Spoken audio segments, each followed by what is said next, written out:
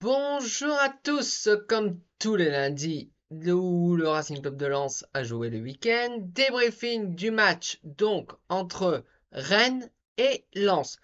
Alors déplacement très compliqué à Rennes parce que Rennes reste pour moi un club habitué à l'Europe, habitué bon, pas à la Ligue des Champions mais plutôt Europa League Conférence, tout ça. Bon, une nouvelle version en feu la coupe de l'UEFA, voilà, que je préférais, mais bon, après c'est mon humble avis, hein. Au niveau de la composition d'équipe, donc dans les buts, Brice Samba. En défense, donc ça a été à gauche, à droite, Frankowski. Ensuite, Grady, Kuzanov, parce que oui, on attend toujours le retour. Enfin, Kuzanov fait le boulot et de Kevin Danso qui a passé tous les examens et apparemment pas de problème. C'est tombé hier ou je crois, il n'y a aucun souci, me semble. Après bon, mais Kuzanov est bien installé et ça va être très compliqué pour Kevin Danso revenir. Bon, bref. Et Facundo Medina donc plutôt côté gauche. Donc en piston gauche, ça a été Joner Chavez. En milieu-centre, bah, notre nouveau duo avec Adrien Thomasson et Andy Diouf. En numéro 10, Anas Zaroury. Et en attaque, et pour moi, ça a été là le souci. Donc, ça a été Rémi Labo d'Ascari. On était content que ce jeune joueur soit titulaire. Et Florian Sotoka. J'adore Florian Sotoka. Partout, mais pas en neuf, quoi. Partout, mais pas en neuf. En tout cas, s'il y a un joueur qui mouille son maillot à Lens, c'est bien lui. Mais pas en numéro 9. Il y a plus. Oui, au départ, c'était un numéro 9, mais sous Francaise notamment, il a reculé. Il a même été à un moment plusieurs matchs piston droit, hein. Et il était extraordinaire. Là, en numéro 9, c'est catastrophique. Enfin bref. Le match démarre. Et le match démarre des Lance appuyé sur l'accélérateur. Avec des lances aller de l'avant. Alors, n'arrivez pas en soi à se produire des occasions, mais Lance avait le ballon, Lance gagnait ses duels, mettait de l'impact dans le jeu. Euh, Franchement, c'était parfait. Que ce soit le milieu de terrain avec même Andy Diouf, Adrien Thomasson, même Anas Zaroury, ça a été franchement les 25 premières minutes, première demi-heure, impeccable. On a été vraiment au-dessus, vraiment de Rennes. Des offensives rennaises, notamment une offensive rennaise, je ne sais plus de qui s'infiltre dans la surface. Euh, Abdulkadir Kozanov tente de dégager le ballon, mais au lieu de dégager le ballon, bah, il a dégagé le ballon, mais en plus il a donné une sorte de coup de pied, on va dire, à l'attaquant rennais. Penalty, donc pour le Stade Rennais, on est à la demi-heure de jeu, un peu de choses près, 28e, 26e, quelque chose comme ça. Penalty pour le Stade Rennais. Alors, déçu pour Abdulkadir Kuzanov qui a provoqué ce penalty, parce que franchement, s'il y a un joueur que notamment ces derniers matchs, on n'avait rien à reprocher, c'était bien lui. Là, il a commis une erreur, ça arrive. Une erreur, bon, peut-être d'Inata. Enfin, après, est-ce que. Alors, la question se dit, au début, est-ce qu'il y a penalty? Parce que c'est une faute qui, dans certains cas, ne se siffle pas, dans d'autres cas, se siffle. Il n'y a pas scandale sur le penalty rennais, mais ça peut ne pas siffler. Malheureusement, l'arbitre de ce match, alors je ne sais plus qui c'était. Alors je vais regarder.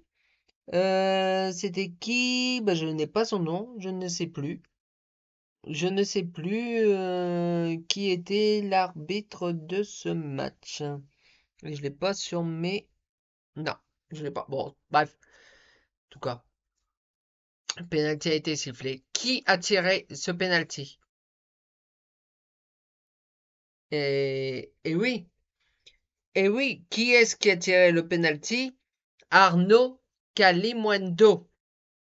Arnaud Calimundo, donc, il a passé 2 ans chez nous. Il n'a jamais été sous contrat vraiment à Lens, mais il a été prêté 2 saisons, euh, pas la saison dernière, mais saison d'avant et encore d'avant, par le Paris Saint-Germain au Racing Club de Lens. Donc il y a vraiment une attache pas possible avec le Racing Club de Lens.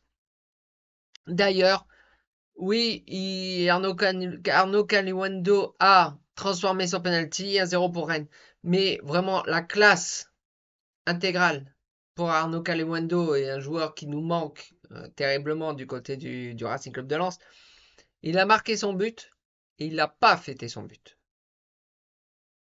Il n'a pas fêté son but. Et franchement, la classe, parce que c'était contre le Racing Club de Lens, là où tout a commencé vraiment réellement en professionnel pour Calimundo. Et ça, c'est dans la tête du joueur. Et je dis chapeau bas, monsieur Calimundo. Enfin bref, le Racing Club de Lens perd à ce moment-là 1-0 contre le cours de jeu. Oui, enfin oui et non. Lens a dominé, mais il ne s'est pas procuré énormément d'occasions. En même temps, avec Sotoka, voilà. Et Rémi Labolascari n'arrivait pas à chaque fois faisait. Il était présent, mais il avait tendance aussi à trop reculer. Il avait tendance à. Il perdait facilement le ballon. Et c'était un jeune, hein, donc professionnel bien entendu, mais euh, enfin bref, à la mi-temps, le Racing Club de Lens perd donc 1-0 sur un penalty. Alors ce n'est pas dans le jeu, parce que je crois que le seul but qu'a encaissé Lens c'était à Monaco et il me semble que c'est dans le jeu. Donc là c'est le deuxième, mais il n'est pas dans le jeu, il sur un penalty. Vous allez dire je joue sur les mots, parce que le résultat est le même, mais et je pense on doit être là, si je me trompe pas, l'une des meilleures défenses de Ligue 1. Je n'ai pas vérifié cette petite info, parce que je pense que Lens, depuis le début, donc t'as pas marqué beaucoup de buts, mais il n'en a pris que 2. Un à Monaco et hier, pour l'instant. Donc le match continue et Rennes appuie sur le champignon. Appuie sur le champignon. Là, Lens a pris un gros coup derrière la tête avec ce penalty, mais Lens n'a été capable de rien faire. Il n'a pas été bon. N'a pas été bon, donc Rennes a pu développer son jeu. Et il a fallu une nouvelle fois un énorme Brissamba pour sortir des ballons. Pour la défense, franchement, elle a fait son job. Je regarde un petit peu les notes. Bon, à part Kuzanov, qui a eu 4 parce qu'il a provoqué 4 dans l'équipe d'hier. Euh, Parce que il a provoqué les pénaltys. Voilà, bon, un peu sévère pour ma part, mais bon, c'est comme ça. Euh, il y a eu Medina a eu 6 également pour Grady. Donc franchement, le boulot a été fait. Défensivement, il a été fait. Bressamba, il a fait son boulot. C'est offensivement que ça a coincé. Rémi Laboascari a eu des frappes, mais il a frappé plusieurs fois, mais le ballon passait devant le but. Sortait à limite au poteau de corner. C'était voilà. Mais voilà, donc on se dit, bon bah, on va perdre ce match. Perdre à Rennes, ce n'est pas une honte. Du tout, du tout, du tout. On rentre dans le temps additionnel. 90, 91, 92, 93, 94, 95. Mais au fur et à mesure, Lens, il y a des changements qui ont été faits. Plusieurs changements. Ah oui, je n'ai pas signalé qu'il y a eu des changements. J'anticipe un petit peu. Florian Sotoka est sorti à la mi-temps. Alors je me suis dit, enfin, Will Steele a réalisé que Florian Sotoka, ce n'est pas un numéro 9. Ce n'est plus un numéro 9. Mais en fait, on a su après le match, c'est qu'en fait, il est sorti parce qu'il avait une blessure au pied. Il expliquait, bon, c'est très imagé, hein, mais il disait qu'il y avait un trou comme ça dans le pied. Je le fais, comme ça. Bon, c'est un peu exagéré, mais je pensais que, enfin, que Will Steele avait vu clair, mais voilà. Puis il y a eu plusieurs changements. Adrien Thomasson est sorti pour même dispositif, des changements sur le terrain. Notamment Wesley Saïd est entré à la place de Thomasson. Donc en fait, le jeu, là, intelligence de Will Steele, il a changé un petit peu sa tactique. Et donc, c'était Wesley Saïd qui est, voilà, on est passé à vraiment, il y a eu un micmac pas possible. Donc Wesley Saïd qui est rentré donc à la 56e et là à la place de Labo Lascari, enfin, j'attendais de le voir, Mbala Enzola. J'étais content de le voir. Et tout de suite, on a senti à partir de ce moment-là, que Lens est passé dans le jeu supérieur, pour ma part, au Stade Rennais. Le Rennes allait moins vers l'avant. Le Rennes voyait un petit peu le jeu, donc c'était un petit peu de l'attaque-défense en faveur des Lensois. Rennes, pardon, menait 1-0 à Lens, et au final, c'est Lens qui développait son jeu. Et donc, on rentrait dans le temps additionnel 90, 91, 92, 93, 94. Et dans, euh, comment dire, Wesley Saïd tente une frappe. Non, c'est même pas ça. Il y a un duel. Steve Mandanda attrape le ballon et, comment dire, Wesley Saïd le bouscule, selon l'arbitre. Donc, parce que, voilà. Et derrière, le ballon ressort, revient dans les pieds de qui? De Mbala Enzola. Et il peut l'envoyer au fond des filets. J'étais tellement heureux que le joueur dont je suis fan depuis qu'il est arrivé marque ce but. Et je pense que là, j'espère, monsieur l'entraîneur Will Steele, si vous avez vu, ne mettez plus Sotoka en neuf, mais mettez Enzola. Parce que hier, on l'a bien vu, hein. On l'a bien vu. Et donc, à la 80, donc, mais le but n'a pas été accepté tout de suite. Pourquoi? Parce qu'en fait, il y a eu la VAR qui s'est mis, donc il y a eu le but, donc il était content, voilà. Mais la VAR a été signalée. Parce qu'il pensait qu'il y avait une faute de Saïd sur Mandanda. Pensant que c'est lui qui a été sur Mandanda qui a fait que Mandanda a raté pour capter le ballon, a perdu ce ballon qui est revenu dans les pieds d'Enzola et qui a pu marquer le but égalisateur. L'arbitre, donc là, le time, voilà, donc on était contente, mais on devait attendre cette VAR. Et vous savez, bon, je n'ai pas un amour inconditionnel pour la VAR, mais parce que souvent ça nous a porté préjudice. J'espérais que là, ça allait pas nous porter préjudice.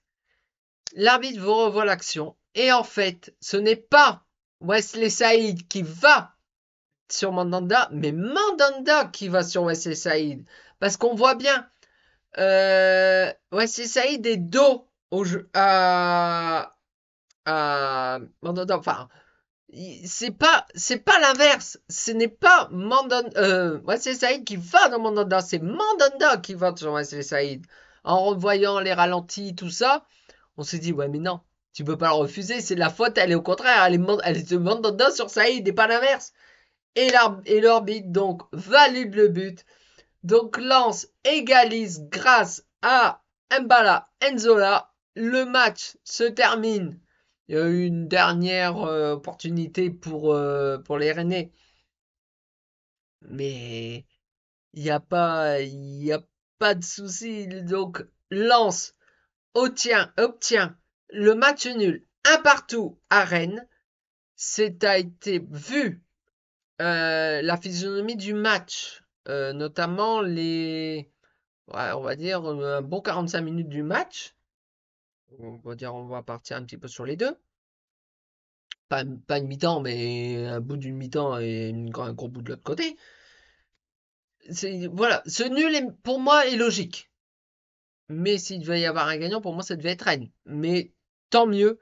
Lens, donc franchement, ce match nul, ça a été pour moi, et je pense que pour beaucoup, même pour les joueurs et pour Will Steele, je vais y arriver, pour moi, c'est une victoire. Vu comme le scénario du match, pour moi, ce nul est une victoire. Donc Lens reste à l'issue de cette cinquième, je regarde, ouais, cinquième journée, euh, quatrième de Ligue 1, donc à 3 points, je crois, donc de Marseille, qui a fait... non, j'ai pas modifié. Bon, bref, sur le troisième, je sais plus si c'est Marseille ou si c'est Monaco, je ne sais plus. Je sais pas si mon tableau, je l'ai mis à jour. Enfin, bref. Euh, donc, ça a été, franchement, on était heureux. On était heureux. Euh, ça a été, voilà. Donc, ça va être une bonne, avec ce scénario, une bonne semaine d'entraînement, donc pour le Racing Club de Lens. Et donc, la semaine prochaine, alors, j'ai un trou. Je ne sais plus contre qui on joue. Je ne sais plus contre qui on joue. On joue contre qui? Est-ce que c'est un gros club ou est-ce que c'est un plus petit club? Je ne sais plus. Je ne sais plus. C'est à Bollard, c'est sûr, mais je ne sais plus qui. Je ne sais plus qui. Bon, en tout cas, je ne sais plus qui. J'ai tellement été avec ce match, et même encore ce matin, ou aujourd'hui, quoi. Je suis tellement, voilà, que je ne sais même plus. Je regarde si c'est noté un petit peu là-dessus, sur l'article. Ouais, j'ai pas non plus la vue la plus... Voilà. Mais non, en fait, ils nous le disent pas. Ils disent pas dans l'article. Je ne sais plus qui c'est. Dites-moi en commentaire. Je vais vérifier, hein. Mais excusez-moi de ne pas savoir contre qui on joue la semaine prochaine. Excusez-moi. Je suis en train de réfléchir. Je ne sais plus. Je ne sais plus. Enfin bref. Donc, hormis le fait que je suis incapable de vous dire contre qui on joue la semaine prochaine, parce que tellement j'ai été enjoué par rapport au match nul obtenu hier au Rosen Park. Mais euh, voilà, bon, en tout cas, on se retrouve donc lundi prochain pour le débriefing du match entre Lens et je ne sais plus qui. Ah, voilà, c'est qui qu'on joue? Je réfléchis, je regarde sur mon tas. Ah bah si! Ah bah si! Pas besoin de me le dire en commentaire. Je sais qui c'est qui vient à Bollard et qui. Alors, ça va être un scénario dantesque. Alors, je ne sais plus quand est-ce qu'on joue, pardon. Je ne sais plus si c'est samedi ou dimanche. Je ne sais plus. Mais ça va être dimanche, je pense. C'est le retour du héros à Bollard. C'est le retour de Francaise à Bollard. C'est-à-dire que Lens reçoit Nice. Lens reçoit Nice avec le retour de Francaise à Bollard. C'est, ça va être, c'est digne d'un film de cinéma. Le retour du héros. Enfin, du héros.